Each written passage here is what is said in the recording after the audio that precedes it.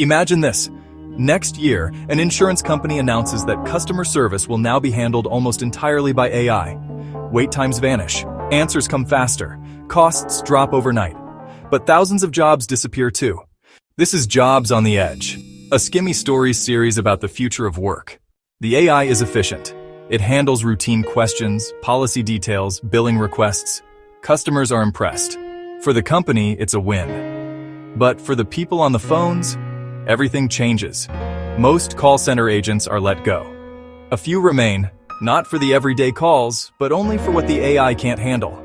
Complicated claims, confusing exceptions, or those moments when a human voice matters more than a fast answer.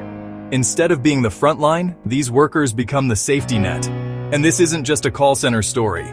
Banks are testing AI tellers. Hospitals are experimenting with AI triage. Even government hotlines are shifting to automation.